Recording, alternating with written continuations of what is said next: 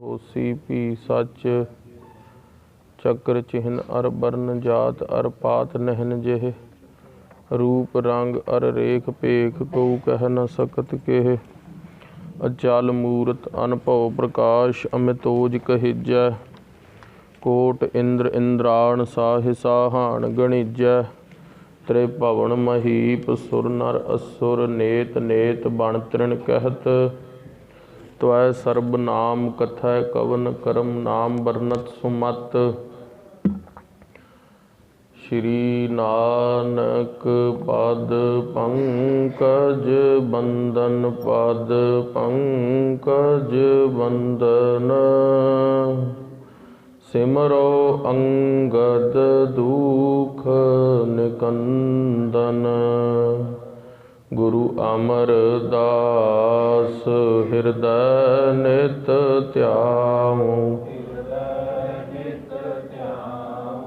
श्री गुरु रामदास गुण गा गुरु अर्जुन बिघ्नन के नाशक बिघ्नन श्री हरगोबिंद शुभ सुमत प्रकाशक श्री हर राय नमो कर जोरी श्री हर कृष्ण मनाओ बहोरी गुरु तेग बहादुर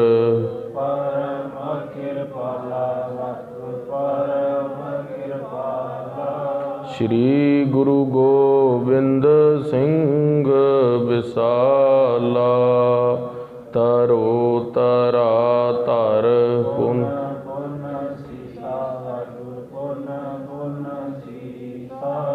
बंदो बार बार जगदीसा एक अंकारा सतगुरु तेह प्रसाद सच होए वाहिगुरु जी की फतेह बिघ्न विनाशन सोए गुर का शब्द कमाए जिन जीते पंच विकार तिन संतन को वंदना सिर चरणन पर तार कहाँ बुद्ध प्रभ तुच्छ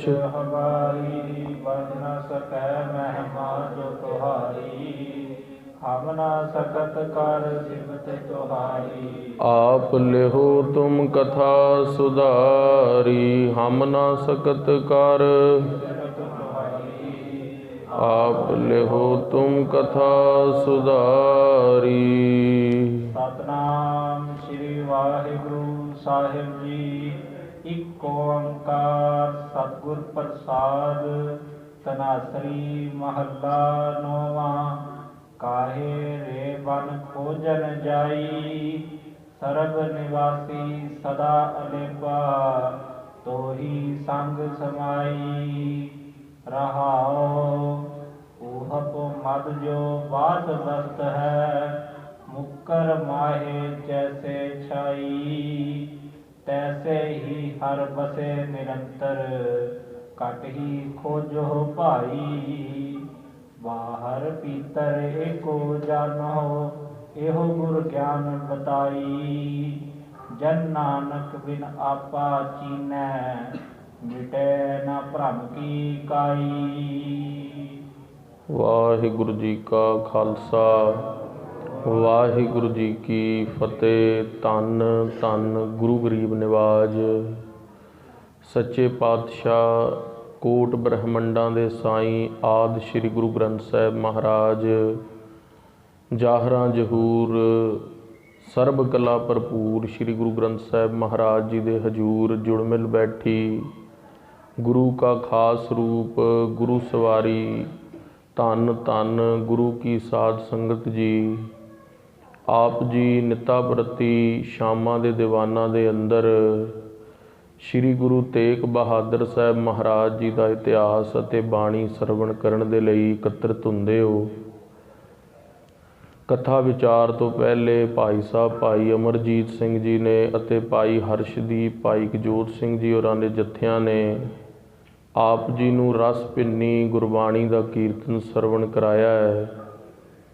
ਆਓ ਕੁਝ ਕੁ ਦੇਰ ਲਈ ਆਪਣੀ ਬਿਰਤੀ ਹੁਣ ਨੌਵੇਂ ਪਾਤਸ਼ਾਹ ਦੇ ਚਰਨਾਂ ਵਿੱਚ ਜੋੜੀਏ।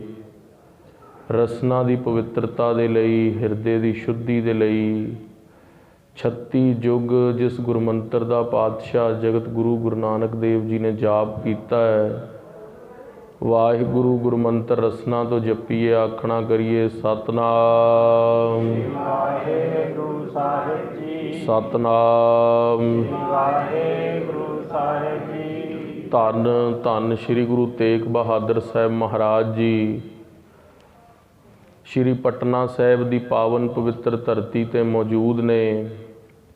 ਪਾਤਸ਼ਾਹ ਸ੍ਰੀ ਗੁਰੂ ਤੇਗ ਬਹਾਦਰ ਸਾਹਿਬ ਮਹਾਰਾਜ ਜੀ ਜਦੋਂ ਪਟਨਾ ਸਾਹਿਬ ਪਹੁੰਚੇ, ਤੁਸੀਂ ਪਿਛਲੇ ਪ੍ਰਕਰਨਾਂ 'ਚ ਸਰਵਣ ਕੀਤਾ, ਬਾਬਾ ਜੈਤਮਲ ਜੀ ਦਾ ਮਹਾਰਾਜ ਨੇ ਸੱਚਖੰਡ ਵਿਖੇ ਨਿਵਾਸ ਬਖਸ਼ਿਸ਼ ਕੀਤਾ ਅਤੇ ਗੁਰਦੇਵ ਆਪ ਆ ਕੇ ਜਿੱਥੇ ਹੁਣ ਹਵੇਲੀ ਹੈ ਸਾਲਸਰਾਏ ਜੋਹਰੀ ਦੀ, ਉੱਥੇ ਪਾਤਸ਼ਾਹ ਨੇ ਟਿਕਾ ਕੀਤਾ ਹੈ। ਜਿੱਥੇ ਅੱਜ ਦੇ ਸਮੇਂ ਸ਼੍ਰੀ ਹਰਿਮੰਦਰ ਸਾਹਿਬ ਪਟਨਾ ਸਾਹਿਬ ਤਖਤ ਸਾਹਿਬ ਸੁਸ਼ੋਭਿਤ ਹੈ, ਉਸ ਪਾਵਨ ਪਵਿੱਤਰ ਧਰਤੀ 'ਤੇ ਮਾਤਾ ਗੁਜਰੀ ਜੀ ਸਤਿਗੁਰਾਂ ਦੇ ਪਾਵਨ ਪਵਿੱਤਰ ਮਹਿਲ, ਸਤਿਗੁਰੂ ਮਹਾਰਾਜ ਗੁਰਦੇਵ ਨੌਵੇਂ ਪਾਤਸ਼ਾਹ ਦੇ ਮਾਤਾ ਨਾਨਕੀ ਜੀ ਅਤੇ ਮਾਮਾ ਕਿਰਪਾਲ ਚੰਦ ਜੀ, ਸਾਰੇ ਸਿੱਖ ਸੰਗਤ ਨਾਲ ਬਹੁਤ ਭਾਰੀ ਤਾਦਾਦ ਵਿੱਚ ਸ਼੍ਰੀ ਪਟਨਾ ਸਾਹਿਬ ਦੀ ਧਰਤੀ 'ਤੇ ਮੌਜੂਦ ਨੇ। ਸ਼੍ਰੀ ਗੁਰੂ ਤੇਗ ਬਹਾਦਰ ਸਾਹਿਬ ਮਹਾਰਾਜ ਸੱਚੇ ਪਾਤਸ਼ਾਹ ਸਾਰੀ ਸੰਗਤ ਦੇ ਨਾਲ ਗੱਲਬਾਤ ਕਰ ਰਹੇ ਨੇ ਵੀ ਅਸੀਂ ਅਸਾਮ ਦੇ ਦੌਰੇ 'ਤੇ ਜਾਣਾ ਹੈ ਅਤੇ ਅਸਾਮ ਦੀ ਸੰਗਤ ਨੂੰ ਗੁਰਸ਼ਬਦ ਦੇ ਨਾਲ ਜੋੜ ਕੇ ਜਿਹੜੀ ਕੋਈ ਉਡੀਕ 'ਚ ਬੈਠੀ ਹੈ ਸੰਗਤ, ਉਹਨਾਂ ਦੇ ਦਰਸ਼ਨ ਵੀ ਕਰਨੇ ਨੇ। ਉਪਰੰਤ ਗੁਰਸਿੱਖੀ ਦੇ ਪ੍ਰਚਾਰ ਦੇ ਲਈ ਪੱਛਮ ਦੀ ਦਿਸ਼ਾ ਵੱਲ ਜਾਣਾ ਪਵੇਗਾ। ਸ਼੍ਰੀ ਗੁਰੂ ਤੇਗ ਬਹਾਦਰ ਸਾਹਿਬ ਦੀ ਇਹ ਗੱਲ ਸੁਣ ਕੇ ਰਾਤ ਨੂੰ ਜਦੋਂ ਮਾਤਾ ਗੁਜਰੀ ਜੀ ਮਹਿਲਾਂ 'ਚ ਆਉਂਦੇ ਨੇ, ਮਾਤਾ ਗੁਜਰੀ ਜੀ ਸ਼੍ਰੀ ਗੁਰੂ ਤੇਗ ਬਹਾਦਰ ਸਾਹਿਬ ਮਹਾਰਾਜ ਨੂੰ ਮੱਥਾ ਟੇਕ ਕੇ ਪ੍ਰਸ਼ਾਦਾ ਮੂਹਰੇ ਰੱਖ ਕੇ ਤੇ ਹੱਥ ਦੇ ਅੰਦਰ ਪੱਖਾ ਝੂਲਦੇ ਹੋਏ ਗੁਰਦੇਵ ਮਹਾਰਾਜ ਨੂੰ ਪ੍ਰਸ਼ਾਦਾ ਛਕਦਿਆਂ ਨੂੰ ਬਚਨ ਕਰਦੇ ਨੇ, ਹੇ ਪਤੀ ਗੁਰਦੇਵ, ਤੁਸੀਂ ਜੇ ਅਸਾਮ ਦੇ ਦੌਰੇ 'ਤੇ ਚਲੇ ਜਾਓਗੇ, ਪਿੱਛੋਂ ਤੁਹਾਡੇ ਘਰ ਵੱਡੇ ਸਤਿਗੁਰੂ ਮੇਰੇ ਸਹੁਰਾ ਸਾਹਿਬ ਧੰਨ ਗੁਰੂ ਹਰਗੋਬਿੰਦ ਸਾਹਿਬ ਦਾ ਬਚਨ ਹੈ ਬਈ ਸਾਡੇ ਘਰ ਮਹਾਂਪ੍ਰਤਾਪੀ ਪੁੱਤਰ ਨੇ ਜਨਮ ਲੈਣਾ ਹੈ, ਆਪ ਜੀ ਉਹਦੇ ਦਰਸ਼ਨ ਕਰ ਲਓ, ਹਜੇ ਕੁਝ ਸਮਾਂ ਨਾ ਜਾਓ। ਸ਼੍ਰੀ ਗੁਰੂ ਤੇਗ ਬਹਾਦਰ ਸਾਹਿਬ ਮਹਾਰਾਜ ਮਾਤਾ ਗੁਜਰੀ ਨੂੰ ਕਹਿੰਦੇ ਨੇ, ਗੁਜਰੀ ਜੀ ਤੁਸੀਂ ਬਿਲਕੁਲ ਫਿਕਰ ਨਾ ਕਰੋ, ਜਿਨ੍ਹਾਂ ਦੀ ਆਮਦ ਧਰਤੀ ਤੇ ਹੋਣੀ ਹੈ ਉਹਨਾਂ ਦੀ ਆਮਦ ਹੋਣ ਤੋਂ ਪਹਿਲਾਂ ਅਸੀਂ ਕੁਝ ਧਰਤੀ 'ਤੇ ਵੱਡੇ ਕਾਜ ਨੇ ਉਹ ਫਤਿਹ ਕਰਕੇ ਆਣੇ ਨੇ। ਉਸ ਦੇ ਲਈ ਸਾਨੂੰ ਅਸਾਮ ਦੇਸ਼ ਵੱਲ, ਕਾਮਰੂ ਦੇਸ਼ ਵੱਲ ਜਾਣਾ ਪੈਣਾ ਬਹੁਤ ਜ਼ਰੂਰੀ ਹੈ। ਮਾਤਾ ਗੁਜਰੀ ਨੇ ਕੋਈ ਉੱਥੇ ਕਿੰਤੂ ਪਰੰਤੂ ਨਾ ਕਿਹਾ, ਸਤ ਬਚਨ ਕਹਿ ਕੇ ਮਾਤਾ ਜੀ ਨੇ ਕਿਹਾ ਜਿਵੇਂ ਆਪ ਜੀ ਦੀ ਖੁਸ਼ੀ ਹੈ ਉਸ ਤਰ੍ਹਾਂ ਹੀ ਹੋਏਗਾ। ਕਲਗੀਧਰ ਪਾਤਸ਼ਾਹ ਮਹਾਰਾਜ ਦੇ ਪਰਥਾਏ ਅੰਮ੍ਰਿਤ ਵੇਲੇ ਗੁਰਦੇਵ ਨੇ ਬਚਨ ਕਹੇ ਵੀ ਇਸ ਪੁੱਤਰ ਦੀ ਜੋ ਆਮਦ ਹੋਣੀ ਹੈ ਉਸ ਨੂੰ ਸਾਰੇ ਲਾਲ ਜੀ ਕਹਿ ਕੇ ਸੰਬੋਧਿਤ ਕਰਨਗੇ ਅਤੇ ਪਟਨਾ ਸਾਹਿਬ ਦੀ ਧਰਤੀ 'ਤੇ ਸ਼੍ਰੀ ਗੁਰੂ ਤੇਗ ਬਹਾਦਰ ਸਾਹਿਬ ਮਹਾਰਾਜ ਜੋ ਵੀ ਕੌਤਕ ਕਰਨ ਉਹਨਾਂ ਨੂੰ ਕਿਸੇ ਗੱਲ ਲਈ ਰੋਕਿਆ ਨਾ ਜਾਵੇ। ਉਹਨਾਂ ਦੀ ਬਾਲਕ ਅਵਸਥਾ ਦੇਖ ਕੇ ਇਹ ਗੱਲ ਨਾ ਕਹੀ ਜਾਵੇ ਬਈ ਇਹ ਬਾਲਕ ਅਵਸਥਾ ਦੇ ਅੰਦਰ ਨੇ ਅਤੇ ਇਹ ਸ਼ਾਇਦ ਨਿਆਣੇ ਪੁਣੇ ਦੇ ਅੰਦਰ ਕਾਜ ਕਰ ਰਹੇ ਨੇ। ਉਹਨਾਂ ਨੂੰ ਕਿਸੇ ਵੀ ਗੱਲ ਤੋਂ ਰੋਕਿਆ ਟੋਕਿਆ ਨਾ ਜਾਵੇ, ਕਿਸੇ ਵੀ ਗੱਲ ਦੇ ਉੱਤੇ ਪਾਬੰਦੀ ਨਾ ਲਾਈ ਜਾਵੇ। ਖਾਸ ਕਰਕੇ ਕੋਈ ਵੀ ਜੋ ਆਉਣ ਵਾਲਾ ਬਾਲਕ ਹੈ, ਗੋਬਿੰਦ ਰਾਏਵਲ ਜੀ ਵੱਲ ਇਸ਼ਾਰਾ ਸੀ ਬਈ ਗੁਰੂ ਗੋਬਿੰਦ ਸਿੰਘ ਮਹਾਰਾਜ ਕੋਈ ਵੀ ਕਿਰਿਆ ਕਰਨ, ਚਾਹੇ ਸਰਕਾਰ ਦੇ ਉਲਟ ਕਰਨ, ਤੁਸੀਂ ਪਰਤ ਕੇ ਗੁਰੂ ਗੋਬਿੰਦ ਸਿੰਘ ਮਹਾਰਾਜ ਨੂੰ ਬਾਲਕ ਰੂਪ ਨੂੰ ਕੋਈ ਜਵਾਬ ਨਹੀਂ ਦੇਣਾ। ਇਹ ਗੱਲ ਸੀ ਪਟਨਾ ਸਾਹਿਬ ਦੀ। ਉੱਥੇ ਦੂਸਰੇ ਪਾਸੇ ਦਾ ਇਤਿਹਾਸ ਸੁਣੋ, ਜਦੋਂ ਕਲਗੀਧਰ ਪਾਤਸ਼ਾਹ ਮਹਾਰਾਜ ਦੇ ਪਿਤਾ ਗੁਰਦੇਵ ਗੁਰੂ ਤੇਗ ਬਹਾਦਰ ਸਾਹਿਬ ਅਸਾਮ ਜਾਣਗੇ, ਉਹਦੀ ਵਿਉਂਤਬੰਦੀ ਕਿਸ ਤਰ੍ਹਾਂ ਹੁੰਦੀ ਹੈ। ਦਿੱਲੀ ਦੇ ਅੰਦਰ ਜਦੋਂ ਅਕਬਰ ਬਾਦਸ਼ਾਹ ਸੀਗਾ, ਗੁਰੂ ਅਮਰਦਾਸ ਮਹਾਰਾਜ ਦੇ ਸਮੇਂ, ਤਦੋਂ ਅਕਬਰ ਬਾਦਸ਼ਾਹ ਦੇ ਸਮੇਂ ਇੱਕ ਰਾਜਾ ਸੀ ਜਿਸ ਦਾ ਨਾਮ ਸੀ ਮਾਨ ਸਿੰਘ, ਤੇ ਉਹ ਜੈਪੁਰ ਦੇ ਰਾਜੇ ਸੀਗੇ, ਰਾਜਪੂਤ ਸੀ, ਬੜੇ ਹਠੀ ਸੀਗੇ, ਬਲੀ ਸੀਗੇ। ਰਾਜਪੂਤਾਂ ਦਾ ਇਤਿਹਾਸ ਕਲਗੀਧਰ ਪਾਤਸ਼ਾਹ ਮਹਾਰਾਜ ਨੇ ਸ਼੍ਰੀ ਦਸਮ ਗ੍ਰੰਥ ਦੇ ਅੰਦਰ ਲਿਖਿਆ ਹੈ। ਉਹ ਹੁਣੇ ਸਮਾਂ ਨਹੀਂ ਵਿਚਾਰਨ ਦਾ, 15 ਕੁ ਮਿੰਟ ਰਹਿ ਗਏ ਨੇ। ਇਤਿਹਾਸ ਤੇ ਗੁਰਬਾਣੀ ਦੀ ਵਿਚਾਰ ਵੀ ਕਰਨੀ ਹੈ। ਕਦੀ ਸਮਾਂ ਬੈਠਿਆ ਤੇ ਉਹ ਇਤਿਹਾਸ ਵੀ ਜ਼ਰੂਰ ਵਿਚਾਰਾਂਗੇ ਵੀ ਕਿਸ ਤਰ੍ਹਾਂ ਰਾਜਪੂਤਾਂ ਦੇ ਘਰ ਇਤਿਹਾਸ, ਉਹਨਾਂ ਦੇ ਘਰ ਇੰਨੇ ਬਲੀ ਵਿਅਕਤੀ ਕਿਸ ਤਰ੍ਹਾਂ ਹੋਏ ਨੇ। ਕਲਗੀਧਰ ਪਾਤਸ਼ਾਹ ਨੇ ਸਾਰੀ ਕਥਾ ਸ਼੍ਰੀ ਦਸਮ ਗੁਰੂ ਗ੍ਰੰਥ ਸਾਹਿਬ 'ਚ ਲਿਖੀ ਹੈ। ਮਾਨ ਸਿੰਘ ਜੋ ਰਾਜਾ ਸੀਗਾ ਉਹ ਬਹੁਤ ਬਲੀ ਸੀਗਾ। ਅਕਬਰ ਬਾਦਸ਼ਾਹ ਨੂੰ ਇਸ ਗੱਲ ਦਾ ਡਰ ਪੈ ਗਿਆ, ਜੇ ਕਿਧਰੇ ਮਾਨ ਸਿੰਘ ਦਾ ਜੈਪੁਰ ਦੇ ਅੰਦਰ ਬਲ ਵੱਧਦਾ ਹੋਇਆ ਦਿੱਲੀ ਵੱਲ ਵੱਧ ਪਿਆ, ਮੇਰੇ ਤਖਤ ਤੇ ਕਬਜ਼ਾ ਨਾ ਹੋ ਜਾਵੇ। ਅਕਬਰ ਬਾਦਸ਼ਾਹ ਨੇ ਸੋਚਿਆ ਕਿ ਕਾਮਰੂ ਦੇਸ਼ ਦੇ ਅੰਦਰ, ਅਸਾਮ ਦੇ ਦੇਸ਼ ਦੇ ਅੰਦਰ ਕਾਲਾ ਜਾਦੂ ਬਹੁਤ ਹੈ, ਬੰਗਾਲ ਦੇ ਅੰਦਰ, ਤੇ ਉਹ ਬੰਗਾਲ ਵਾਲੇ ਵੀ ਮੇਰੇ ਕਾਬੂ 'ਚ ਨਹੀਂ ਨੇ, ਦੂਸਰੇ ਪਾਸੇ ਮਾਨ ਸਿੰਘ ਵੀ ਮੇਰੇ ਕਾਬੂ 'ਚ ਨਹੀਂ ਹੈ। ਮੈਂ ਕਿਉਂ ਨਾ ਮਾਨ ਸਿੰਘ ਨੂੰ ਵਡਿਆਈ ਦੇ ਕੇ ਕਾਮਰੂ ਦੇਸ਼ ਵੱਲ ਤੋਰ ਦੇਣਾ, ਦੋਨਾਂ 'ਚੋਂ ਆਪਸ ਦੇ ਅੰਦਰ ਜੰਗ ਹੋਵੇਗਾ, ਇੱਕ ਤੇ ਵੈਰੀ ਮਾਰਿਆ ਹੀ ਜਾਵੇਗਾ ਨਾ। ਇਹ ਗੱਲ ਸੋਚ ਕੇ ਅਕਬਰ ਬਾਦਸ਼ਾਹ ਨੇ, ਮਾਨ ਸਿੰਘ ਹਿੰਦੂ ਬਹੁਤ ਕੱਟੜ ਰਾਜਾ ਸੀ, ਉਸ ਦੇ ਘਰ ਦੇ ਸਾਹਮਣੇ ਜਾਣ ਕੇ ਇੱਕ ਗਊ ਵਢਵਾ ਦਿੱਤੀ। ਮਾਨ ਸਿੰਘ ਨੂੰ ਗੁੱਸਾ ਚੜਿਆ, ਜਿਹੜੇ ਬੰਦੇ ਨੇ ਗਊ ਵੱਢੀ ਸੀ ਮੁਸਲਮਾਨ ਨੇ, ਮਾਨ ਸਿੰਘ ਨੇ ਉਹਨੂੰ ਝਟਕਾ ਦਿੱਤਾ।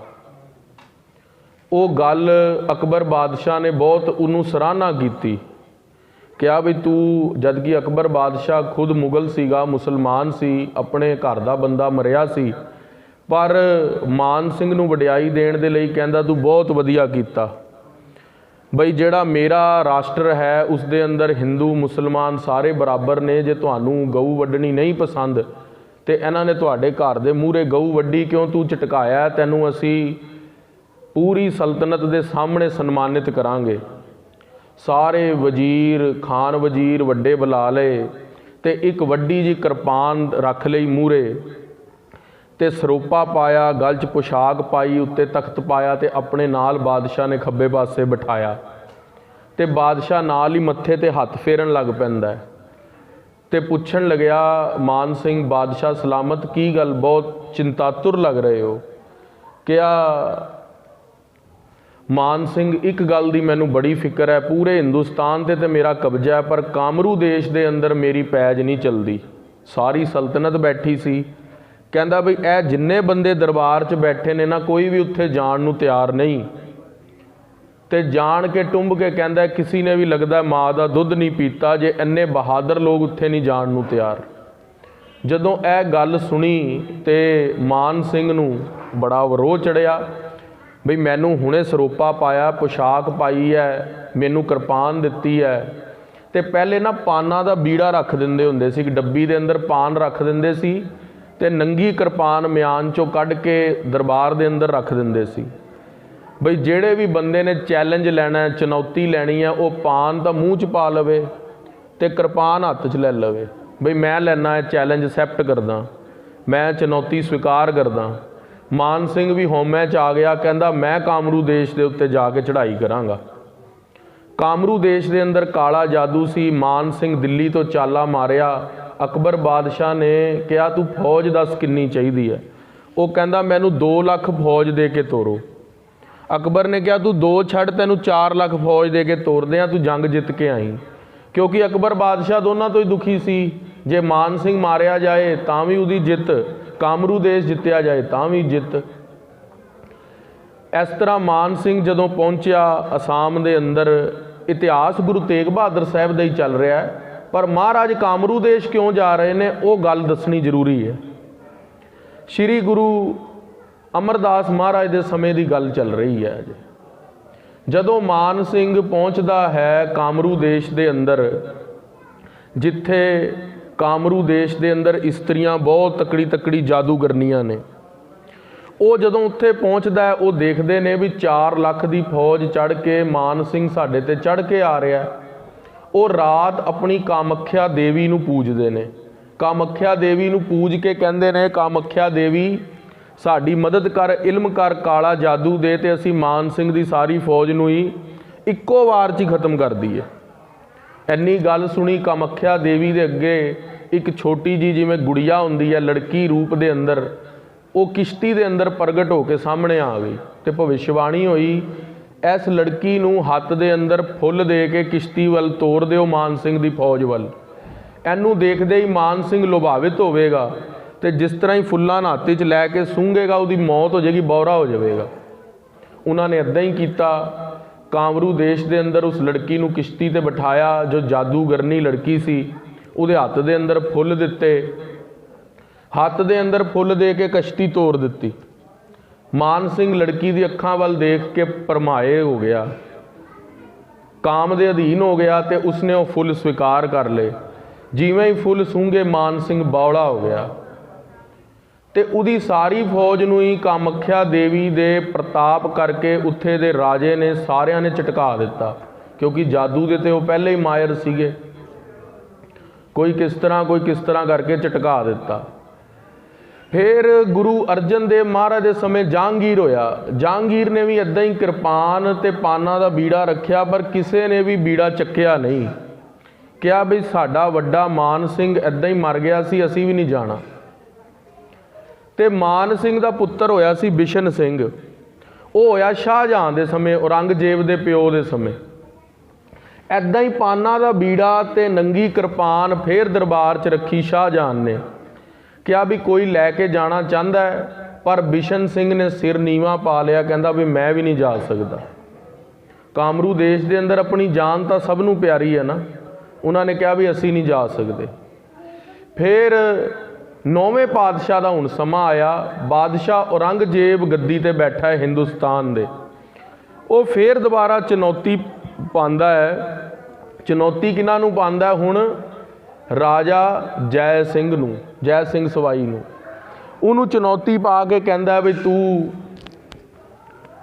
ਇਹ ਪਾਨਾਂ ਦਾ ਬੀੜਾ ਲੈ ਲੈ, ਨਹੀਂ ਤਾਂ ਤੇਰਾ ਸਾਰਾ ਪਰਿਵਾਰ ਹੀ ਕੋਹ ਕੇ ਮਾਰ ਦੇਵਾਂਗੇ, ਨਹੀਂ ਤਾਂ ਤੁਹਾਨੂੰ ਬੁਜ਼ਦਿਲ ਕੌਮ ਆਪਣੇ ਆਪ ਨੂੰ ਸਵੀਕਾਰ ਕਰਨਾ ਪਵੇਗਾ। ਰਾਜਪੂਤ ਮਰ ਜਾਂਦੇ ਨੇ ਪਰ ਆਪਣੇ ਆਪ ਨੂੰ ਬੁਜ਼ਦਿਲ ਨਹੀਂ ਕਹਾਉਂਦੇ। ਉਹਨੇ ਕਿਹਾ ਵੀ ਮੈਂ ਜਾਵਾਂਗਾ। ਉਹ ਵੀ ਤੈਸ਼ ਦੇ ਅੰਦਰ ਆ ਗਿਆ ਤੇ ਜਦੋਂ ਘਰ ਆ ਕੇ ਆਪਣੀ ਮਾਤਾ ਦੇ ਸਾਹਮਣੇ ਸਾਰੀ ਗੱਲ ਦੱਸੀ ਤੇ ਸਾਰਿਆਂ ਨੇ ਕਿਹਾ ਵੀ ਤੂੰ ਆਹ ਕੀ ਕੰਮ ਕਰ ਆਇਆ। ਸਭ ਤੋਂ ਪਹਿਲੇ ਤੇ ਮਾਂ ਬੋਲੀ ਜੈ ਸਿੰਘ ਦੀ ਵੀ ਤੂੰ ਗਲਤ ਕੀਤਾ, ਤੈਨੂੰ ਇੱਦਾਂ ਨਹੀਂ ਕਰਨਾ ਚਾਹੀਦਾ ਸੀ। ਜੇ ਕਾਮਰੂ ਦੇਸ਼ ਦੇ ਅੰਦਰ ਤੂੰ ਗਿਆ, ਉਹਨਾਂ ਦੇ ਉੱਥੇ ਤਾਂ ਤੂੰ ਪਹੁੰਚਣ ਤੋਂ ਪਹਿਲਾਂ ਹੀ ਮਾਰਿਆ ਜਾਏਗਾ। ਚੜ੍ਹਾਈ ਕਰਕੇ ਉਹਨਾਂ ਨੂੰ ਹਰਾਉਣ ਦੀ ਤਾਂ ਬਹੁਤ ਬਾਅਦ ਦੀ ਗੱਲ ਹੈ। ਉਹਦੀ ਇੱਕ ਪਟਰਾਣੀ ਸੀਗੀ, ਉਹ ਕਹਿੰਦੀ ਵੀ ਤੁਹਾਨੂੰ ਇੱਕ ਹੱਥ ਪੱਲਾ ਮੈਂ ਫੜਾ ਸਕਦੀ ਹਾਂ ਜੇ ਕਹੋ ਤਾਂ। ਉਹਨਾਂ ਨੇ ਕਿਹਾ ਬੋਲੋ ਜੀ। ਉਹਨਾਂ ਨੇ ਕਿਹਾ ਵੀ ਗੁਰੂ ਹਰਗੋਬਿੰਦ ਸਾਹਿਬ ਦੇ ਨੰਦਨ ਸ਼੍ਰੀ ਗੁਰੂ ਤੇਗ ਬਹਾਦਰ ਸਾਹਿਬ ਇਸ ਟਾਈਮ ਗੁਰਤਾ ਗੱਦੀ ਦੇ ਸੁਭਾਏਮਾਨ ਨੇ, ਤੇ ਸਾਡੇ ਘਰ ਦੇ ਰਾਜੇ ਜਿਹੜੇ ਗਵਾਲੀਅਰ ਦੇ ਕਿਲੇ ਦੇ ਅੰਦਰ ਕੈਦ ਸੀਗੇ 52 ਰਾਜੇ, ਉਹਨਾਂ ਨੂੰ ਛੁਡਾ ਕੇ ਸਾਡੇ ਮੇਰੇ ਪਿਤਾ ਨੂੰ, ਉਹ ਰਾਣੀ ਬੋਲਦੀ ਹੈ ਪਟਰਾਣੀ, ਕਹਿੰਦੀ ਮੇਰੇ ਪਿਤਾ ਨੂੰ ਛੁਡਾ ਕੇ ਗੁਰੂ ਹਰਗੋਬਿੰਦ ਸਾਹਿਬ ਉਸ ਕਿਲੇ 'ਚੋਂ ਲਿਆਏ ਸੀ ਜਿਸ ਕਿਲੇ ਦੇ ਅੰਦਰ ਮੌਤ ਪੱਕੀ ਹੈ।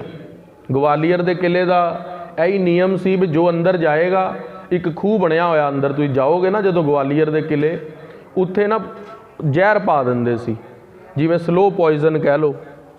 ਤੇ ਉਹ ਪੋਇਜ਼ਨ ਪਾ ਕੇ ਮਤਲਬ ਬੰਦਾ ਮਰਦਾ ਨਹੀਂ ਹੁੰਦਾ ਸੀ, ਪਰ ਉਹਦੇ ਅੰਦਰੋਂ ਅੰਗ ਗਲ ਜਾਂਦੇ ਸੀਗੇ, ਨਾ ਜਿੰਦਾ ਸੀ ਨਾ ਮਰ ਪਾਉਂਦਾ ਸੀ, ਤੇ ਅੰਦਰ ਹੀ ਉਹਦੀ ਮੌਤ ਹੋ ਜਾਂਦੀ ਸੀ ਧੀਰੇ ਧੀਰੇ।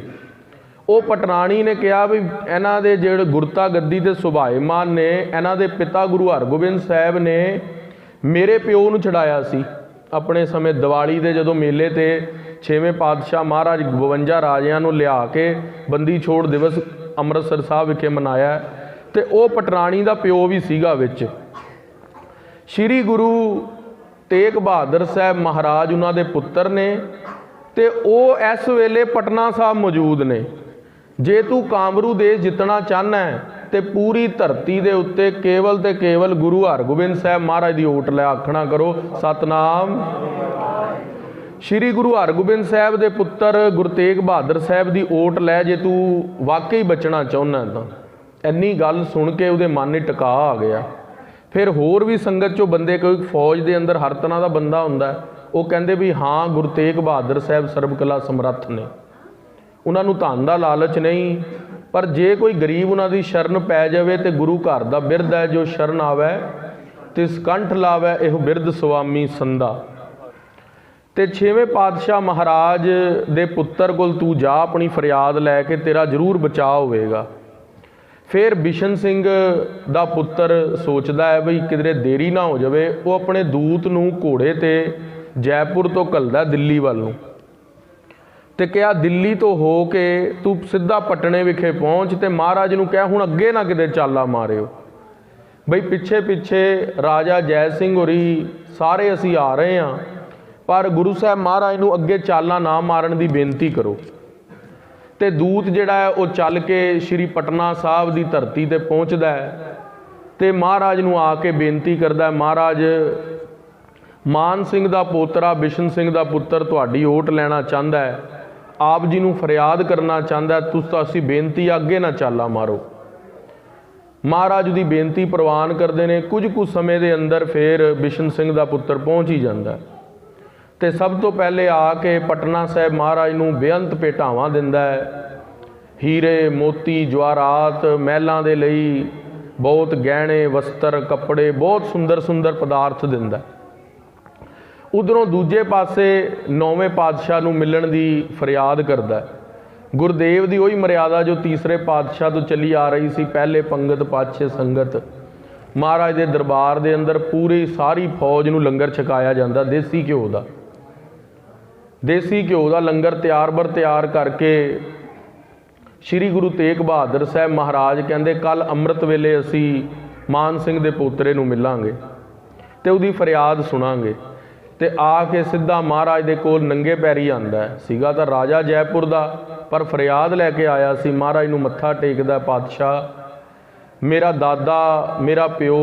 ਦਾਦਾ ਤਾਂ ਬੌਲਾ ਕਰ ਦਿੱਤਾ ਕਾਮਰੂ ਦੇਸ਼ ਵਾਲਿਆਂ ਨੇ, ਮੇਰੇ ਪਿਓ ਨੇ ਹੱਠ ਨਹੀਂ ਕੀਤਾ, ਪਰ ਮੈਨੂੰ ਹੁਣ ਫਸੀ ਦੇ ਅੰਦਰ ਕਾਮਰੂ ਦੇਸ਼ ਜਾਣਾ ਪੈ ਰਿਹਾ, ਤੁਹਾਡੀ ਓਟ ਲੈ ਕੇ ਮਹਾਰਾਜ ਮੈਂ ਜਾਣਾ ਚਾਹੁੰਦਾ, ਪਰ ਗੁਰਦੇਵ ਤੁਹਾਡੇ ਚਰਨਾਂ 'ਚ ਇੱਕ ਬੇਨਤੀ ਹੈ, ਜਦੋਂ ਮੈਂ ਕਾਮਰੂ ਦੇਸ਼ ਜਾਵਾਂ ਤੁਸੀਂ ਮੇਰੇ ਨਾਲ ਚੱਲੋ। ਗੁਰਦੁਆਰਾ ਧੂਬੜੀ ਸਾਹਿਬ ਦਾ ਇਤਿਹਾਸ ਹੁਣ ਇੱਥੋਂ ਸ਼ੁਰੂ ਹੁੰਦਾ ਹੈ। ਸ਼੍ਰੀ ਗੁਰੂ ਤੇਗ ਬਹਾਦਰ ਸਾਹਿਬ ਮਹਾਰਾਜ ਉਹਦੀ ਫਰਿਆਦ ਸੁਣ ਕੇ ਮਹਾਰਾਜ ਕਹਿੰਦੇ ਵੀ ਅਸੀਂ ਤੁਹਾਡੇ ਨਾਲ ਜਾਵਾਂਗੇ, ਕਿਉਂਕਿ ਤੁਸੀਂ ਗੁਰੂ ਘਰ ਦੀ ਓਟ ਲਈ ਹੈ। ਨਿਰਸਵਾਰਥ ਹੋ ਕੇ 9ਵੇਂ ਪਾਤਸ਼ਾਹ ਨੇ ਕੋਈ ਮੰਗ ਨਾ ਕੀਤੀ ਬਈ ਤੂੰ ਸਾਨੂੰ ਧਨ ਦੇ ਜਾਂ ਤੇਰੇ ਅੱਗੇ ਅਸੀਂ ਸ਼ਰਤ ਰੱਖਦੇ ਹਾਂ। 9ਵੇਂ ਪਾਤਸ਼ਾਹ ਨੇ ਕੋਈ ਸ਼ਰਤ ਨਹੀਂ ਰੱਖੀ, ਕਿਹਾ ਸਿਰਫ ਮਹਾਰਾਜ ਕਹਿੰਦੇ ਵੀ ਸ਼ਰਨ 'ਚ ਆ ਗਿਆ, ਗੁਰੂ ਘਰ ਦੀ ਮਹਾਰਾਜ ਨੇ ਪਨਾਹ ਦੇ ਦਿੱਤੀ। ਤੇ ਹੁਣ ਅਸੀਂ ਕੱਲ੍ਹ ਦੇ ਪ੍ਰਸੰਗਾਂ ਦੇ ਅੰਦਰ ਸਰਵਣ ਕਰਾਂਗੇ ਕਿਸ ਤਰ੍ਹਾਂ 9ਵੇਂ ਗੁਰਦੇਵ ਗੁਰਦੁਆਰਾ ਧੂਬੜੀ ਸਾਹਿਬ ਦਾ ਮਹਾਨ ਪਾਵਨ ਪਵਿੱਤਰ ਸਥਾਨ ਤੇ ਅਸਾਮ ਦੇ ਦੇਸ਼ ਨੂੰ ਚਾਲਾ ਮਾਰਨਗੇ। ਉਹ ਇਤਿਹਾਸ ਕੱਲ੍ਹ ਦੇ ਪ੍ਰਸੰਗਾਂ 'ਚ ਸਰਵਣ ਕਰਾਂਗੇ। ਆਓ ਸ਼ਬਦ ਦੀ ਵਿਚਾਰ ਕਰ ਲਈਏ, ਆਖਣਾ ਕਰੀਏ ਸਤਨਾਮ। ਸਤਨਾਮ ਸ੍ਰੀ ਵਾਹਿਗੁਰੂ ਸਾਹਿਬ ਜੀ।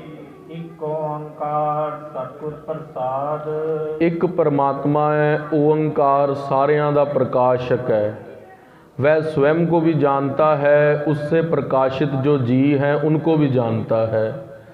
सच्चे सतगुरां की कृपा के द्वारा उसकी प्राप्ति होती है। ਧਨਾਸਰੀ ਮਹੱਲਾ ਨੌਵਾਂ। गुरदेव धनासरी राग ਦਾ ਪਹਿਲਾ ਸ਼ਬਦ ਪ੍ਰਾਰੰਭ ਕਰਦੇ ਨੇ। ਸਤਿਗੁਰੂ ਗੁਰਦੇਵ ਦੀ ਅੱਜ ਜੋ ਬਾਣੀ ਹੈ ਉਹ ਮੱਧ ਤੋਂ ਇੱਕ ਸ਼ਬਦ ਪਿੱਛੇ ਆ ਗਿਆ। ਤੁਸੀਂ ਸਾਰੀ ਸੰਗਤ ਨੇ ਗੌੜੀ ਰਾਗ ਦੇ 9 ਸ਼ਬਦ, ਸੋਰਠ ਰਾਗ ਦੇ 12, ਬਿਹਾਗੜੇ ਦੇ 3, ਆਸਾ ਰਾਗ ਦਾ 1 ਸ਼ਬਦ ਸਤਿਗੁਰੂ ਮਹਾਰਾਜ ਦੀ ਬਾਣੀ ਦਾ ਸਰਵਣ ਕੀਤਾ ਹੈ। ਅੱਜ ਸਤਿਗੁਰਾਂ ਦਾ 28ਵਾਂ ਸ਼ਬਦ ਆ ਰਿਹਾ ਹੈ ਜੋ ਧਨਾਸਰੀ ਰਾਗ ਦੇ ਅੰਦਰ 684 ਪਾਵਨ ਪਵਿੱਤਰ ਅੰਗ ਤੇ ਸੁਸ਼ੋਭਿਤ ਹੈ। ਹੁਣ ਜੋ ਅਗਲਾ ਸ਼ਬਦ ਆਏਗਾ, ਸਾਧੋ ਇਹੋ ਜਗ ਭਰਮ ਭੁਲਾਨਾ, ਉਹ ਮੱਧ ਦਾ ਸ਼ਬਦ ਹੈ। 9ਵੇਂ ਪਾਤਸ਼ਾਹ ਦੀ ਬਾਣੀ ਦੇ ਕੁੱਲ 59 ਸ਼ਬਦ ਨੇ ਤੇ 57 ਸ਼ਲੋਕ ਨੇ। 59 ਜਿਹੜੇ ਸ਼ਬਦ ਨੇ ਉਹ ਮਹਾਰਾਜ ਨੇ ਪੂਰਾ ਸ਼ਬਦ ਉਚਾਰਨ ਕੀਤਾ ਹੈ। ਜੋ ਸ਼ਲੋਕ ਹੁੰਦੇ ਨੇ ਉਹ 2 ਪੰਕਤੀਆਂ ਦੇ ਹੁੰਦੇ ਨੇ। ਉਹ ਮਹਾਰਾਜ ਨੇ ਸ਼ਲੋਕ ਮਹੱਲਾ 9ਵਾਂ ਜੋ ਬਾਣੀ ਹੈ ਉਹ ਦਿੱਲੀ ਦੀ ਚਾਂਦਨੀ ਚੌਂਕ ਵਿਖੇ ਸਤਿਗੁਰਾਂ ਨੇ ਜੇਲ੍ਹ ਦੇ ਅੰਦਰ ਰਾਤੀ ਕਾਰਾਗ੍ਰਹਿ 'ਚ ਉਚਾਰਨ ਕੀਤੀ ਹੈ।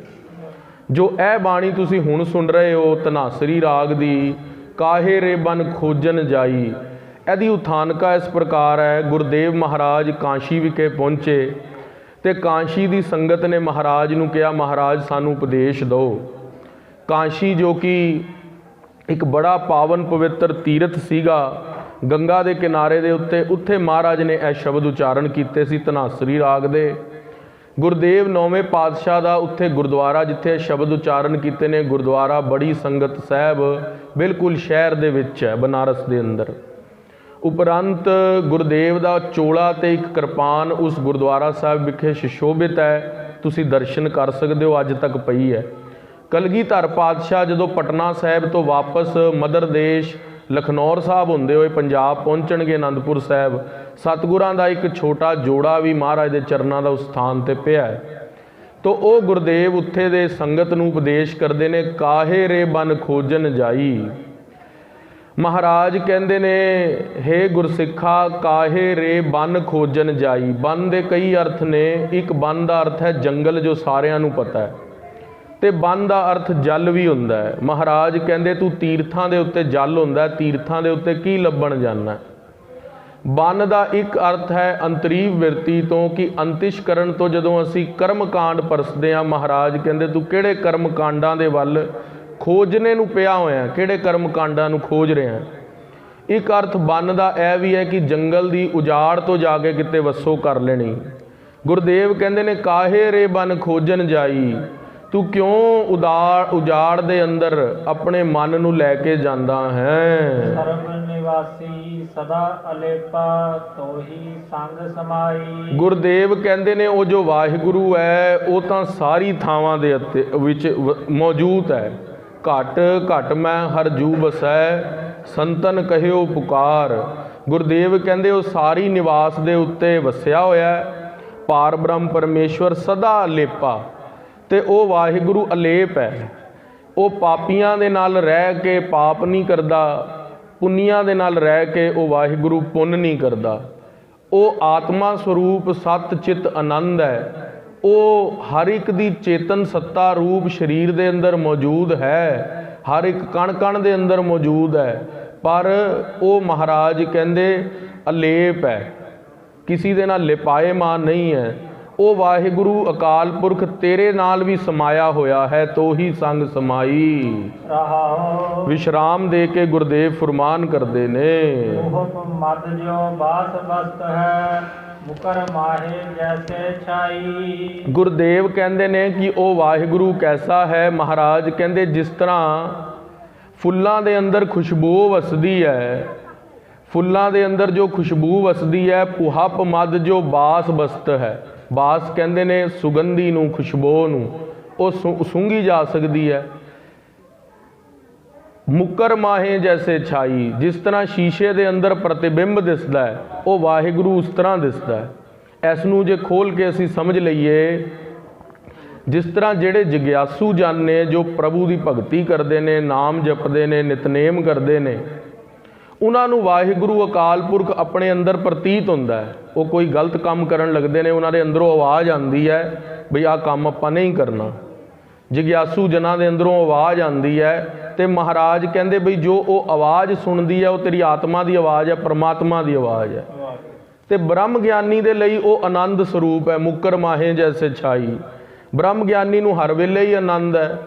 6ਵੇਂ ਪਾਤਸ਼ਾਹ ਮਹਾਰਾਜ ਨੇ ਜਦੋਂ ਕਰਤਾਰਪੁਰ ਦੀ ਜੰਗ ਫਤਿਹ ਕੀਤੀ, 56 ਫੱਟ ਮਹਾਰਾਜ ਦੇ ਸਰੀਰ ਤੇ ਲੱਗੇ ਹੋਏ ਨੇ, ਤੇ ਮਹਾਰਾਜ ਨੇ ਜਿੱਥੇ ਸਾਰੀਆਂ ਲੋਥਾਂ ਪਈਆਂ, ਸ਼ਾਮ ਦਾ ਸਮਾਂ ਹੋ ਗਿਆ, ਉੱਥੇ ਹੀ ਬਹਿ ਕੇ ਰਹਿਰਾਸ ਸਾਹਿਬ ਸ਼ੁਰੂ ਕਰਤੀ। ਮਹਾਰਾਜ ਨੇ, ਕਿਉਂਕਿ ਬ੍ਰਹਮ ਗਿਆਨੀ ਦੀ ਜਿਹੜੀ ਦ੍ਰਿਸ਼ਟੀ ਹੈ ਉਹਦੇ ਲਈ ਸਭ ਕੁਝ ਸਮਾਨ ਹੈ। ਜੰਗ ਵੀ ਹੋਈ ਤੇ ਉਹਦੇ ਲਈ ਜਿਹੜੀ ਸਮਾਧੀ ਬਿਰਤੀ ਆ ਉਹ ਵੀ ਹੋਈ। ਤੇ ਮਹਾਰਾਜ ਕਹਿੰਦੇ ਵੀ ਜਗਿਆਸੂ ਦੇ ਲਈ ਉਹ ਪਰਮਾਤਮਾ ਅੰਦਰ ਉਹਨੂੰ ਦਿਸਦਾ ਹੈ, ਵੀ ਆਵਾਜ਼ ਆਉਂਦੀ ਹੈ। ਜਿਹੜਾ ਬ੍ਰਹਮ ਗਿਆਨੀ ਉਹਦੇ ਲਈ ਆਨੰਦ ਸਰੂਪ ਹੈ, ਹਰ ਵੇਲੇ ਹੀ ਪਰਮਾਤਮਾ ਹੈ। ਆਤਮ ਪਰਮਾਤਮ ਏਕੋ ਕਰ ਹੈ, ਉਹਨਾਂ ਦੇ ਲਈ ਇੱਕੋ ਜੋਤ ਹੈ। ਇੱਕ ਤੀਸਰੇ ਪਾਮਰ ਵਿਅਕਤੀ ਨੇ, ਮੂਰਖ ਵਿਅਕਤੀ ਨੇ, ਜੋ ਸਭ ਕੁਝ ਸੁਣਦੇ ਵੀ ਨੇ ਕਥਾ ਦੇ ਅੰਦਰ, ਸ਼ਰਾਬ ਨਹੀਂ ਪੀਣੀ, ਮਾਸ ਨਹੀਂ ਖਾਣਾ, ਗਲਤ ਕੰਮ ਨਹੀਂ ਕਰਨੇ, ਫਿਰ ਉਹ ਕੰਮ ਕਰਦੇ ਨੇ, ਉਹ ਸੁਣ ਕੇ ਵੀ ਅਣਜਾਣ ਰਹਿ ਜਾਂਦੇ ਨੇ। ਸੋ ਤੀਸਰੇ ਵਿਅਕਤੀ ਨੇ। ਮਹਾਰਾਜ ਕਹਿੰਦੇ ਜਿਸ ਤਰ੍ਹਾਂ ਫੁੱਲ ਦੇ ਅੰਦਰ ਖੁਸ਼ਬੂ ਹੈ ਤੇ ਆਤਮਾ ਦੇ ਅੰਦਰ ਜੋ ਪ੍ਰਤੀਬਿੰਬ ਪੈਂਦਾ ਸਾਡੀ, ਉਹ ਮੁਕਰ ਮਾਹੇ ਜੈਸੇ ਛਾਈ, ਉसी ਤਰ੍ਹਾਂ ਉਹ ਵਾਹਿਗੁਰੂ ਤੇਰੇ ਅੰਦਰ ਵੀ ਵਸਿਆ ਹੋਇਆ ਹੈ। ਤੈਸੇ ਹੀ ਹਰ ਬਸੇ ਨਿਰੰਤਰ ਘਟ ਹੀ ਖੋਜੋ ਭਾਈ। ਉਹ ਵਾਹਿਗੁਰੂ ਵਾਹਿਗੁਰੂ ਵਾਹਿਗੁਰੂ ਵਾਹਿਗੁਰੂ ਵਾਹਿਗੁਰੂ ਦਾ ਨਾਮ ਜਪਣ ਕਰਕੇ ਤੈਨੂੰ ਵੀ ਉਹ ਵਾਹਿਗੁਰੂ ਦੀ ਖੋਜ ਦਾ ਪਤਾ ਲੱਗੇਗਾ। ਗੁਰਦੇਵ ਕਹਿੰਦੇ ਤੂੰ ਰਸਨਾ ਤੋਂ ਜਪ, ਬਾਰ ਬਾਰ ਵਿਸ਼ਨ ਨੂੰ ਸੰਭਾਰ। ਉਹ ਐਸੇ ਹੀ ਹਰ ਬਸੇ ਨਿਰੰਤਰ ਘਟ ਹੀ ਖੋਜੋ ਭਾਈ। ਤੇਰੇ ਹਿਰਦੇ ਦੇ ਅੰਦਰ, ਘਟ ਦਾ ਅਰਥ ਹਿਰਦੇ ਵੀ ਹੁੰਦਾ ਹੈ, ਘੜਾ ਵੀ ਹੁੰਦਾ ਹੈ, ਪਰ ਇੱਥੇ ਅਰਥ ਹਿਰਦਾ ਹੈ। ਮਹਾਰਾਜ ਕਹਿੰਦੇ ਤੇਰੇ ਅੰਤਿਸ਼ਕਰਨ ਦੇ ਅੰਦਰ ਉਹ ਵਾਹਿਗੁਰੂ ਵਸਦਾ ਹੈ, ਤੂੰ ਖੋਜਣਾ ਕਰ। ਬਾਹਰ ਭੀਤਰ ਏਕੋ ਜਾਨੋ ਇਹੋ ਗੁਰ ਗਿਆਨ ਬਤਾਈ। ਗੁਰਦੇਵ ਕਹਿੰਦੇ ਨੇ ਬਾਹਰ ਤੇ ਭੀਤਰ ਇੱਕੋ ਸਮਾਨ ਜਾਣ। ਇੱਕ ਦੇਹਲੀ ਦੀਪਕ ਨਿਆਏ ਹੁੰਦਾ ਹੈ, ਜਦੋਂ ਗ੍ਰੰਥ ਅਸੀਂ ਪੜ੍ਹਦੇ ਹਾਂ ਤੇ ਉਹ ਸਾਨੂੰ ਵੀ ਪੜ੍ਹਾਇਆ ਜਾਂਦਾ ਹੈ। ਉਸ ਦੇ ਨਾਲ ਅਸੀਂ ਕੋਈ ਅਰਥ ਕਰਨਾ ਹੋਵੇ, ਜਿਸ ਤਰ੍ਹਾਂ ਇੱਕ ਆ ਪ੍ਰੀਤਨਗਰ ਗੁਰਦੁਆਰੇ ਦਾ ਦਰਵਾਜ਼ਾ ਹੈ, ਅਸੀਂ ਦਰਵਾਜ਼ੇ ਦੇ ਵਿੱਚ ਦੇਹਲੀ ਦੇ ਉੱਤੇ ਦੀਵਾ ਰੱਖ ਦਈਏ ਤੇ ਉਹ ਬਾਹਰਲੇ ਪਾਸੇ ਵੀ ਪ੍ਰਕਾਸ਼ ਕਰੇਗਾ ਜਿੱਥੇ ਤੁਸੀਂ ਲੰਗਰ ਛਕਦੇ ਹੋ, ਤੇ ਇੱਕ ਅੰਦਰਲੇ ਪਾਸੇ ਵੀ ਪ੍ਰਕਾਸ਼ ਕਰੇਗਾ ਜਿੱਥੇ ਤੁਸੀਂ ਕਥਾ ਸੁਣਦੇ ਹੋ।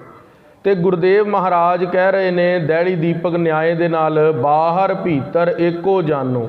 ਕਹਿੰਦੇ ਉਹ ਵਾਹਿਗੁਰੂ ਅਕਾਲ ਪੁਰਖ ਤੇਰੇ ਬਾਹਰ ਵੀ ਹੈ ਤੇ ਤੇਰੇ ਅੰਦਰ ਵੀ ਹੈ, ਇਹੋ ਗੁਰ ਗਿਆਨ ਬਤਾਈ। ਇਹ ਸਾਨੂੰ ਗੁਰੂ ਹਰਗੋਬਿੰਦ ਸਾਹਿਬ ਨੇ, ਸਾਡੇ ਪਿਤਾ ਗੁਰਦੇਵ ਨੇ ਗਿਆਨ ਦੱਸਿਆ ਬਈ ਵਾਹਿਗੁਰੂ ਬਾਹਰ ਵੀ ਉਹੀ ਵਸਦਾ ਤੇ ਅੰਦਰ ਵੀ ਉਹੀ ਵਸਦਾ। ਭਗਤ ਨਾਮਦੇਵ ਜੀ ਜਦੋਂ ਉਹਨਾਂ ਦੇ ਨਾਨਾ ਜੀ ਵਾਂਢੇ ਗਏ ਤੇ ਕਿਹਾ ਪੁੱਤਰ ਭੋਗ ਲਵਾ ਦੇਈ ਮੂਰਤੀ ਨੂੰ।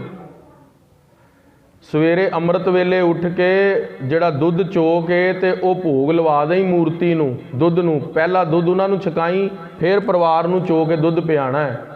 ਤੇ ਜਦੋਂ ਭਗਤ ਨਾਮਦੇਵ ਜੀ ਅੰਮ੍ਰਿਤ ਵੇਲੇ ਉੱਠ ਕੇ ਪਰਮੇਸ਼ਵਰ ਨੇ ਦਿਵ ਦ੍ਰਿਸ਼ਟੀ ਦਿੱਤੀ, ਜਾ ਕੇ ਬਛੜਾ ਲਿਆ ਤੇ ਬਛੜੇ ਨੂੰ ਥੱਲੇ ਛੱਡਿਆ ਮੱਝ ਦੇ। ਤੇ ਜਦੋਂ ਦੇਖਿਆ ਵੀ ਪਹਿਲੇ ਤਾਂ ਦੁੱਧ ਬਛੜੇ ਨੇ ਹੀ ਛੂ ਲਿਆ, ਖਾ ਲਿਆ, ਪੀ ਲਿਆ, ਤੇ ਕਹਿੰਦੇ ਵੀ ਹੁਣ ਪਰਮਾਤਮਾ ਨੂੰ ਝੂਠਾ ਦੁੱਧ ਥੋੜੀ ਪਿਆਣਾ। ਉਸੀ ਤਰ੍ਹਾਂ ਭਗਤ ਨਾਮਦੇਵ ਜੀ ਦੂਜੀ ਵਾਰੀ ਜਦੋਂ ਜਲ ਭਰਨ ਗਏ ਤੇ ਦੇਖਿਆ ਅੰਦਰ ਇੰਨੀ ਸਾਰੀਆਂ ਮੱਛਲੀਆਂ ਡੱਡੂ ਪਾਣੀ 'ਚ ਬੈਠੇ ਨੇ, ਕਿਹਾ ਪਰਮਾਤਮਾ ਨੂੰ ਝੂਠੇ ਜਲ ਨਾਲ ਥੋੜੀ ਨਿਭਾਉਣਾ। ਤੇ ਐਸੀ ਤਰ੍ਹਾਂ ਜਦੋਂ ਫੁੱਲਾਂ ਦੀ ਮਾਲਾ ਲੈਣ ਦੇ ਲਈ ਬਾਗ ਦੇ ਅੰਦਰ ਪਹੁੰਚੇ ਤੇ ਦੇਖਿਆ ਬਈ ਉਸ ਬਾਗ ਦੇ ਅੰਦਰ ਭੌਰਾ ਪਹਿਲੇ ਹੀ ਫੁੱਲਾਂ ਦਾ ਰਸ ਚੂਸ ਰਿਹਾ। ਤੇ ਉਹ ਕਹਿੰਦੇ ਭਗਤ ਨਾਮਦੇਵ ਜੀ ਕਹਿੰਦੇ ਈਬੈ ਬੀਠਲ ਊਬੈ ਬੀਠਲ, ਬੀਠਲ ਬਿਨ ਸੰਸਾਰ ਨਹੀਂ। ਬਈ ਉਹ ਵਾਹਿਗੁਰੂ ਅਕਾਲ ਪੁਰਖ ਤੇ ਭੌਰਿਆਂ 'ਚ ਬੈਠਾ ਹੈ, ਉਹ ਅਕਾਲ ਪੁਰਖ ਵਾਹਿਗੁਰੂ ਜਲ 'ਚ ਡੱਡੂ ਬਣ ਕੇ ਬੈਠਾ ਹੈ, ਉਹ ਵਾਹਿਗੁਰੂ ਅਕਾਲ ਪੁਰਖ ਪਹਿਲੇ ਹੀ ਮੱਝ ਨੂੰ ਬਛੇਰਾ ਬਣ ਕੇ ਦੁੱਧ ਪੀ ਗਿਆ। ਮੈਂ ਕੌਣ ਹੁੰਨਾ ਪਰਮਾਤਮਾ ਨੂੰ ਭੋਗ ਲਵਾਉਣ ਵਾਲਾ। ਉਹ ਦਿਵ ਦ੍ਰਿਸ਼ਟੀ ਮਿਲ ਗਈ। ਨਾਨਾ ਜੀ 70 ਸਾਲ ਤੋਂ ਭੋਗ ਲਵਾ ਰਹੇ ਸੀਗੇ, ਪਰ ਉਹ ਦਿਵ ਦ੍ਰਿਸ਼ਟੀ ਨਾ ਮਿਲੀ। ਪਰ ਜਿਹੜੀ ਪਹਿਲੇ ਦਿਨ ਹੀ ਸਵੇਰੇ ਉੱਠ ਕੇ ਬੱਚਾ ਉੱਠਿਆ ਤੇ ਉਹਨੂੰ ਦਿਵ ਦ੍ਰਿਸ਼ਟੀ ਮਿਲ ਗਈ। ਸੋ ਮਹਾਰਾਜ ਕਹਿੰਦੇ ਵੀ ਬਾਹਰ ਭੀਤਰ ਏਕੋ ਜਾਨੋ ਇਹ ਗੁਰ ਗਿਆਨ ਬਤਾਈ। ਸਾਨੂੰ ਗੁਰੂ ਹਰਗੋਬਿੰਦ ਸਾਹਿਬ ਮਹਾਰਾਜ ਨੇ ਇਹ ਗਿਆਨ ਬਖਸ਼ਿਸ਼ ਕੀਤਾ ਹੈ ਕਿ ਗੋਬਿੰਦ ਬਿਨ ਸੰਸਾਰ ਨਹੀਂ। ਆਪਣੇ ਆਪ ਤੱਕ ਤੂੰ ਨਹੀਂ ਪਹੁੰਚਦਾ। ਹੁਣੇ ਤੂੰ ਸਰੀਰ ਤੱਕ ਪਹੁੰਚਿਆ, ਸਰੀਰ ਨੂੰ ਤਾਂ ਗੁਰਦੁਆਰੇ ਲੈ ਆਇਆ, ਹੁਣ ਤੂੰ ਮਨ ਤੋਂ ਉਪਦੇਸ਼ ਸੁਣ ਰਿਹਾ, ਸਰਵਣ ਚੱਲ ਰਿਹਾ ਇਸ ਟਾਈਮ ਤੇਰਾ। ਜਦੋਂ ਤੂੰ ਘਰ ਪਹੁੰਚ ਜਾਏਗਾ ਉਸ ਟਾਈਮ ਰਸਤੇ ਤੋਂ, ਹੁਣ ਤੋਂ ਇਹ ਸੱਚਖੰਡ ਸਥਾਨ ਤੋਂ, ਸਾਧ ਸੰਗਤ ਸਥਾਨ ਸੱਚਖੰਡ, ਇਹ ਸੱਚਖੰਡ ਸਥਾਨ ਹੈ। ਤੂੰ ਜਿਵੇਂ ਹੀ ਸੱਚਖੰਡ ਤੋਂ ਬਾਹਰ ਨਿਕਲੇਗਾ ਤੇਰਾ ਨਿਧਿਆਸਣ ਸ਼ੁਰੂ ਹੋ ਜਾਵੇਗਾ, ਤੇਰਾ ਮੰਨਣ ਸ਼ੁਰੂ ਹੋ ਜਾਵੇਗਾ। ਇੱਥੋਂ ਤੈਨੂੰ ਪਤਾ ਲੱਗਿਆ ਵੀ ਨਾਮ ਸਿਮਰਨ ਕਰਨਾ ਹੈ।